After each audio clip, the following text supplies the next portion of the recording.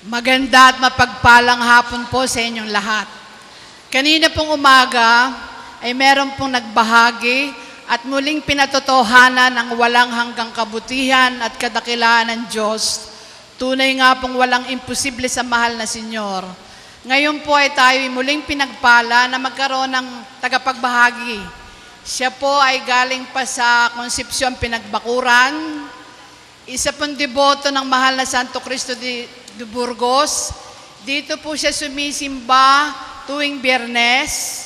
At sa kasalukuyan, siya po ay isang katekista sa kanilang lugar. Ang aking pong tinutukoy ay walang iba, kundi si Sister Julia Cordero. Palakpakan po natin.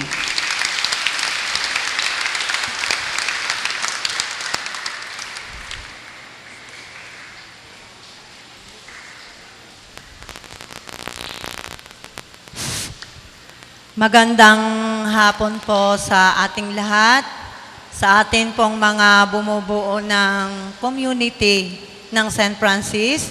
Ganon din po sa kagalang-galang na mga kaparian na siyang nagdaos ng misa.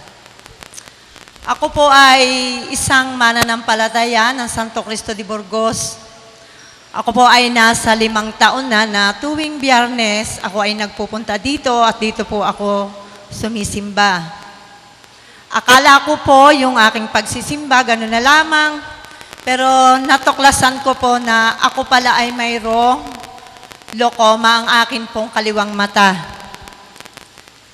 Ako po ay nagpa-check up sa Opto sa Lucena at sabi po nila, kailangan daw pong ako ay mairekomenda sa Manila kasi malaki na to. Wala po akong ganong sapat na pera para ako ay pumunta sa malayong lugar. Pagkatapos po noon, sinabi po sa akin ng doktor na kailangan may bili ako ng pampapatak o obserbahan po kung kayang tunawin. Bago po, nung umalis po doon ako, dumaan ulit ako dito. Nagdaan po ako sa kanya at ako po ay taos-pusong humingi ng tulong at awa niya. Sabi ko po, wala na akong ibang malalapitan kundi siya lamang. Wala po akong pampagamot na ganun kalaki. Habang ako po ay nagdarasal sa kanya ay naramdaman ko po ang biyaya at hapag sa akin na Santo Cristo de Burgos.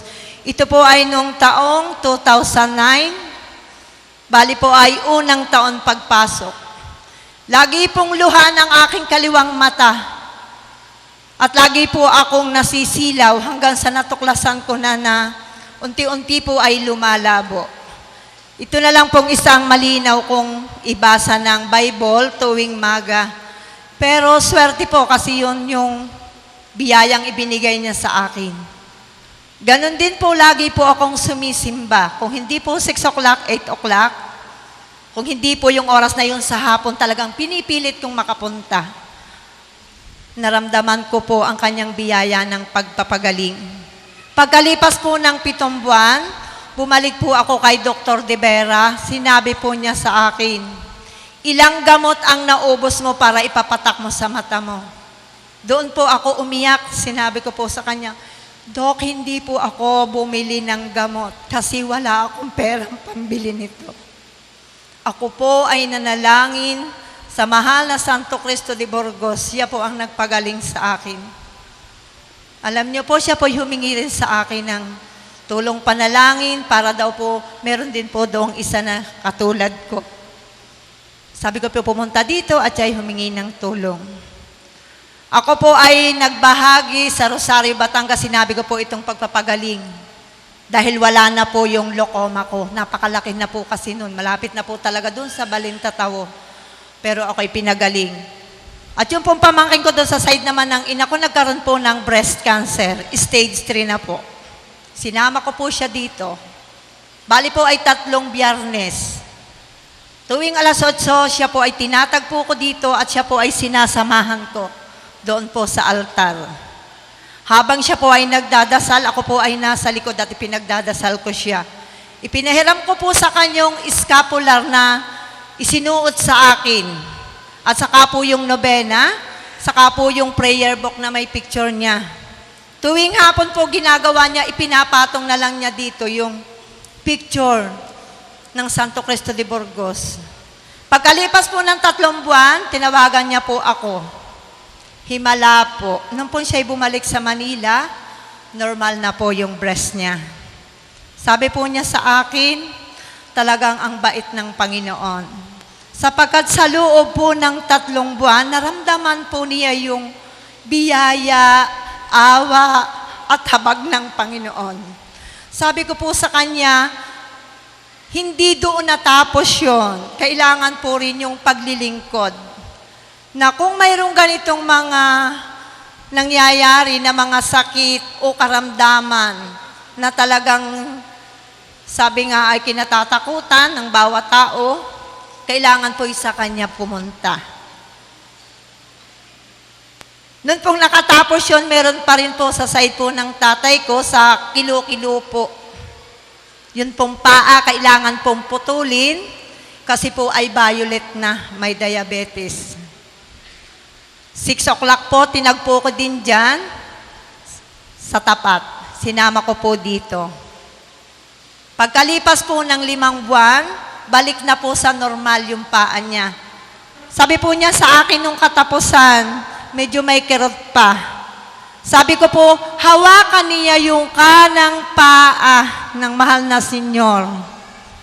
Noon pong kanyang hinahawakan, siguro po ay ramdam niya yung Holy Spirit. Nawalan po siya ng malay dun sa dulo. At siya po ay bumigay. Ako po ay nagpasalamat sa biyaya niya sapagkat ngayon po ay normal na siya. Tuwi pong unang Biyernes, siya ay pumupunta dito. Sayang nga po, sana po ay kasama ko siya ngayon dito. 2 po yun. Isa po ay yung taga Batangas na ngayon po ay nasa Pinamalayan, si Rosario. Tapos yun pong taga Kilo-Kilo na si Abigail de Maculangan, gumaling na po sila. Talaga pong napakabuti ng Panginoon at ibinigay niya. Sabi ko po ay, dito natin nararamdaman ang tunay na awa at habag ng Panginoon. Talaga pong tayo lamang ay manampalataya, tayo ay maniwala na siya ang sentro ng ating buhay.